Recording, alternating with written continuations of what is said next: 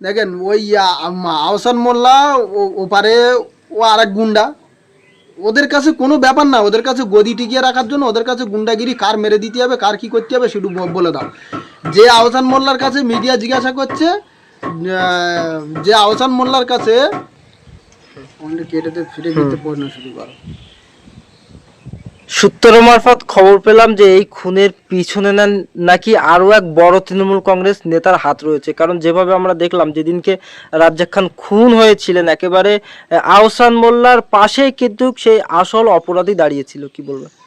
দেখেন ওই আহসান মোল্লা যখনই মিডিয়া জিজ্ঞাসা করলো, উনিও বলছে যে নওশাদ সিদ্দিকী আইএসএফের দুষ্কৃতীরা রাজ্জাককে কুপিয়ে গুলি করে খুন করে মেরে দিয়েছে, ওই আহসান মোল্লাই বলছিল। আর আমরা দেখেছি একদম পুরো আহসান মোল্লার গায়ে, আহসান মোল্লার পাশেই ওই খুনি দাঁড়িয়েছিল।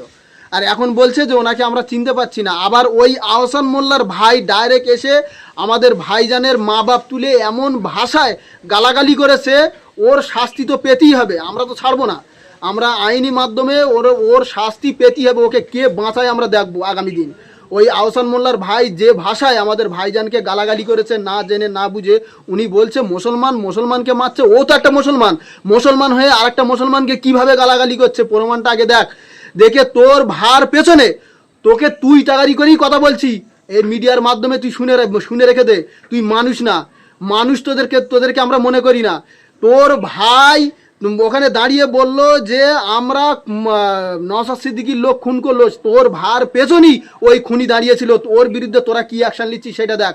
তারপরে তুই যে ভাইজানের নামে ভাইজানের মা বাপের নামে যে গালাগালি করেছিস, তোর কি অবস্থা আগামী দিন আমরা আইনি পদক্ষেপে লওয়া হবে, সেটা তোর ব্যবস্থা কি করে লওয়া হবে সেটা তুই আগামী দিন দেখে নিবি। তোকে তুই তোকারি করে কথা বলছি এই জন্য, কারণ তোকে মানুষ বলে আমরা মনে করি না, এই জন্যই তুই তোকারি করে কথা বলছি। আর যে গুন্ডাটা ওর পেছনে দাঁড়িয়েছিল সেই খুন করেছে, আমরা সেদিনই বলেছিলাম যে যারা মার্ডার করেছে তারা ওই ভিড়ের মধ্যে মার্ডার করে এসে ভিড়ের মধ্যে মিশে গেছে।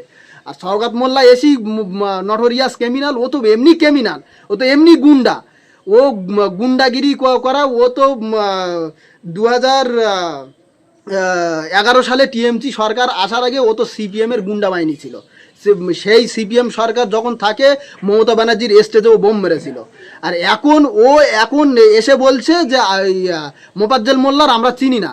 এসবগুলো ঠান্ডা মাথায় ভাঙড়ে যারা টিএমসি করো ভাই, আপনাদের কাছে হাত জোড় করে বলছি, আপনারা দল যে যার দল করতে পারেন, কিন্তু এই যে শওকত মোল্লা ক্যানিং থেকে যে গুন্ডা মমতা ব্যানার্জি ভাঙড়ে যে দায়িত্ব দিয়েছে, ও এখানকার যে টিএমসিগুলো আছে সবাইকে ও খেয়ে ফেলবে আগামী দিন। ওর কথা মতন ওর ভাগ বাটোয়ারা যে না ওর কথা মতন চলবে। ও একজনকে প্ল্যানটা কিভাবে করেছে দেখেন, একজনকে মার্ডার করেছে, আরও 5-7 জনকে ফাঁসিয়ে দিয়েছে, একজনকে উপরে পাঠিয়ে দিয়েছে, আরও 5-7 জনকে জেলে পাঠিয়ে দিয়েছে। এবার ওর ইচ্ছা মতন ওই অঞ্চলেও সাজাবে, নূতন ছেলে তুলবে। আরও যেগুলো নেতৃত্ব আছে তোমরা শুধরে যাও ভাই, শুধরে যাও, নিজেরা বুঝদি শেখো, নিজেরা দল করো। খুব ভালোভাবে তোমরা দেখেছো ও আসার সাথে সাথে আরাবুলকে সাইড করে দিল, যে আরাবুল ভাঙড়ে টিএমসি পার্টিটা নিয়ে এসছে সেই আরাবুলকে সাইড করে দিল, ওপারে কাইজারকে সাইড করে দিল। আবার এখন যেই ওই মোফাজ্জল মোল্লা ফেঁসে গিয়েছে খুনে, তখনই বলছে যে ওকে আমি চিনি না, ও আমাদের দলের কেউ না।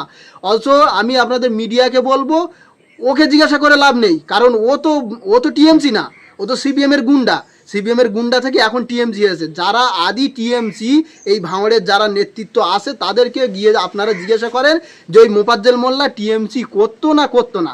আর আমাদেরও বলার কিছু নেই, তানার বাড়ির থেকে তানার ফ্যামিলির লোক, তানার বাড়ির স্ত্রী, তানার আরও মহিলারা যারা আছে তারাই প্রমাণ দিয়ে দিয়েছে যে সে কোন পার্টি করতো আর কোন পার্টির থেকে আসে।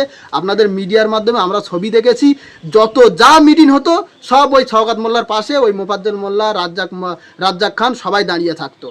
আর এখানে দোষ দিচ্ছে নওশাদ সিদ্দিকী করেছে, নওশাদ সিদ্দিকী, প্রমাণটা করাও কে করেছে।